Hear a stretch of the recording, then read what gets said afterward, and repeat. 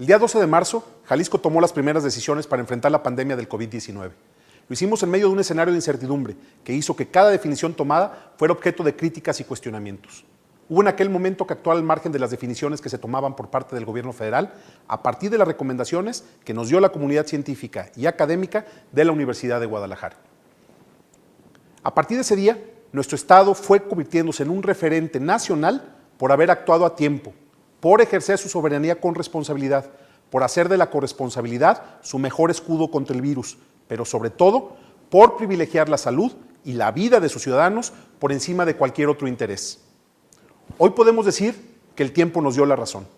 Después de 117 días de resistencia y a pesar de muchas circunstancias que nos hacían un estado de altísimo nivel de riesgo, Jalisco tiene la quinta menor tasa de casos acumulados, la octava menor tasa de casos activos y la séptima menor tasa de mortalidad a nivel nacional. Aunque no es agradable comparar cuando se habla de esto, basta decir que la Ciudad de México tiene hoy 8 veces más muertes que nuestro estado. Por eso podemos estar orgullosos de decir que el esfuerzo ha servido para salvar muchas vidas. Actuar a tiempo nos permitió preparar nuestra infraestructura hospitalaria, que hoy cuenta con 2.736 camas para atender pacientes de COVID y que tiene una ocupación apenas del 26%. Pudimos entregar nuevos hospitales en distintas regiones, hacer las ampliaciones de otros de acuerdo al plan de reconversión hospitalaria, equipar con ambulancias a todos los municipios de Jalisco, habilitar sedes especiales como el Hospital Angeleaño e incluso en los últimos días habilitar un centro especial de aislamiento voluntario en el Hotel de la Primavera de la Universidad de Guadalajara. Sin duda, uno de los aciertos de nuestra estrategia fue hacer obligatorio el uso del cubrebocas, aun cuando las autoridades federales negaban su utilidad como elemento de prevención. Hoy la evidencia científica demuestra su eficacia para bloquear la emisión de gotas infectadas y reducir hasta el 70% la transmisión del virus. Por eso, esta medida debe seguir siendo piedra angular de la estrategia para enfrentar la pandemia. Insisto, está totalmente comprobado que usar cubrebocas nos puede salvar la vida. El éxito de nuestra estrategia en materia de salud pública nos permitió también iniciar, a partir del 1 de junio, el proceso de reactivación gradual de nuestra economía. Con el respaldo y el compromiso de los empresarios y los trabajadores, definimos una ruta a seguir para adaptar nuestro modelo productivo a las nuevas circunstancias, aprendiendo a convivir con el riesgo. No había de otra, nuestra economía no aguantaba más. Fuimos abriendo poco a poco hasta llegar el día de hoy a tener nuestra economía funcionando a un 72% de su capacidad. Sabíamos que para bajar el riesgo de la apertura económica había que tomar diversas medidas, pero una era la más importante: aumentar nuestra capacidad para tomar pruebas, identificar contagios y aislarlos a tiempo. Por eso me da gusto decir que si al inicio de la estrategia nuestra capacidad era de 30 pruebas al día, hoy tenemos una capacidad de más de 1.500 pruebas diarias. Así, hemos aplicado más de 69,000 pruebas que ponen a Jalisco con una tasa de 7 pruebas por cada 1,000 habitantes, por arriba de la tasa de países como Brasil, Bolivia y Costa Rica, y por supuesto, muy por arriba del promedio nacional, que es de 4.2. El modelo Radar Jalisco nos ha permitido detectar el doble de contagios en nuestro estado que lo que ha hecho el modelo Centinela, y al hacerlo, según las proyecciones de los especialistas, hemos evitado alrededor de 17,000 contagios adicionales y 900 muertes. Lo que se ha hecho a partir del 1 de junio ha significado ir tomando nuevas decisiones con una permanente tensión entre las necesidades de la economía y los criterios de salud pública. Créanme que este proceso no ha sido fácil.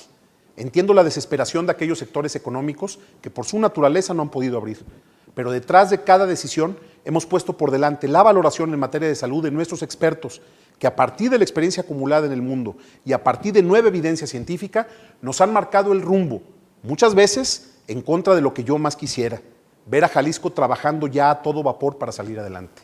Para tener todavía un mayor soporte en nuestras decisiones, invitamos a la Mesa de Salud a expertos en materia de salud pública a nivel nacional. Este grupo ha evaluado el Plan Jalisco en sus distintas etapas y coinciden en que ha sido hasta hoy muy exitoso. Sin embargo, de manera consensada se ha llegado también a una conclusión contundente. En este momento no hay condiciones para seguir avanzando con la apertura de nuestra economía, pero tampoco hay todavía la necesidad de volver a parar. Tenemos que tener claro que distintas circunstancias juegan hoy en contra nuestra y pueden complicar las cosas en las próximas semanas.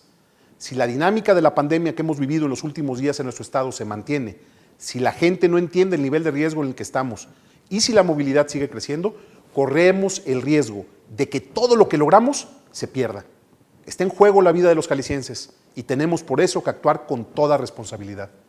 En primer lugar, porque México está viviendo una etapa de aceleración de contagios sumamente grave, que lo han convertido desafortunadamente en el 5º lugar a nivel mundial en número de muertes.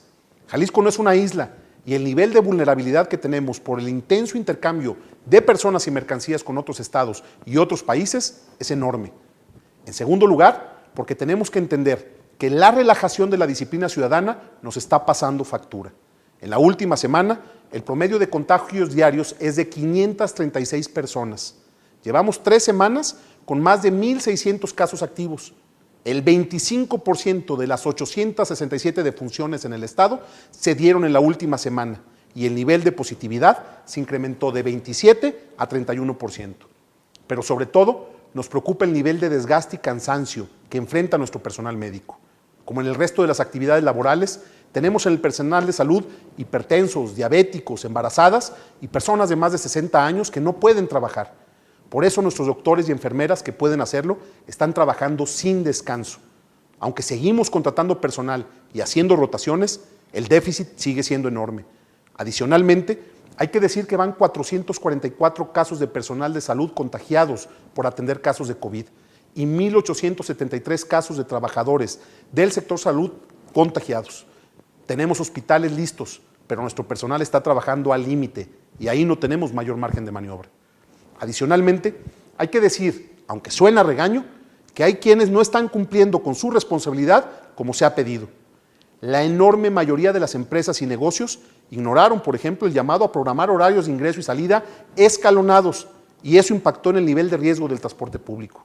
La gente, por su parte, no entendió que había que quedarse en casa salvo para lo estrictamente necesario y por eso vemos en los últimos días sitios abarrotados en la ciudad con gente de paseo y centros turísticos como Tapalpa, Chapala, Tequila o Mazamitla saturados de visitantes. La reactivación económica solo tenía que impactar el 7% de la movilidad de nuestro estado. Lo que hemos visto en estos días es otra cosa, una muestra clara de irresponsabilidad e inconsciencia que nos ha puesto en riesgo a todos. Esto no puede seguir así. Por eso, la Mesa de Salud ha llegado a la conclusión de que es el momento de ajustar la estrategia para evitar que la pandemia se salga de control. La primera definición es que vamos a habilitar lo que se ha denominado botón de emergencia. Esto es que vamos a definir 2 nuevos indicadores que van a definir si es necesario parar en seco toda actividad de nuestro estado para cortar la cadena de contagios. Esta medida tendría una duración de 14 días para lograr su propósito. Y al decir parar en seco, nos referimos a una medida más drástica que la que tomamos en la primera etapa de aislamiento social. Significaría cerrar toda la industria, el comercio y los servicios. Solo se mantendría la operación de los servicios de salud, de seguridad y los relacionados con el abasto de alimentos. En este periodo de confinamiento total no podrían operar los restaurantes ni en su modalidad de servicio a domicilio. No habría servicio de transporte público salvo para atender la demanda de personal de salud y de seguridad. No podrían operar los tianguis, ni los bancos, ni las iglesias, ni el gobierno, ni las plazas o corredores comerciales. Solo podrían abrir entre semana mercados y tiendas de autoservicio solamente para venta de alimentos. A diferencia de la primera etapa de aislamiento, que no tenía un periodo definido, esta etapa sí lo tendría. Duraría solo 14 días, que es el periodo mínimo sugerido por la Mesa de Salud para cortar la cadena de contagios. Después de esto, retomaríamos la actividad como estamos hoy y estaremos en condiciones de iniciar paso a paso la apertura de actividades que hoy están suspendidas. Confiamos que de esta manera podrá cortarse la cadena de contagios para estar en condiciones de continuar con la siguiente fase de la reactivación sin elevar el nivel de riesgo para la población. No queremos llegar a este punto, créanme, pero si seguimos como vamos, pronto podríamos tener que tomar esta decisión. Se nos está acabando el margen que habíamos ganado por hacer las cosas bien. Llegó el momento de asumir de nuevo cada quien su responsabilidad. Mientras no haya una vacuna contra el virus, debemos hacernos a la idea de que cuando sea necesario parar, no nos va a quedar de otra.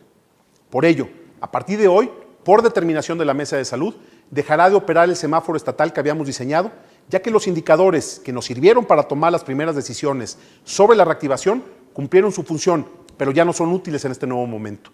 A partir de hoy, habrá solo 2 indicadores que definirán si es o no necesario activar el botón de emergencia. Primero, el indicador de saturación del sistema hospitalario. Y segundo, la tasa de incidencia semanal por fecha de inicio de síntomas.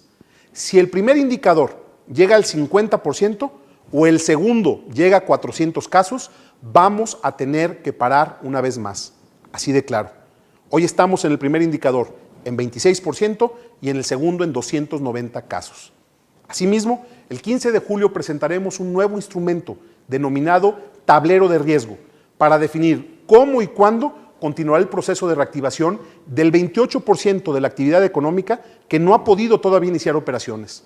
Hoy no existen condiciones para definir una fecha y por ello se construirá una nueva metodología para tomar decisiones que ponderen el riesgo por tipo de actividad. Así se definirá la apertura de cines, teatros, bares, salones de eventos, centros de convenciones, casinos, entre otros. Estamos hablando de la necesidad de que regresen a trabajar alrededor de 600,000 trabajadores que laboran en estos sectores. No es asunto menor.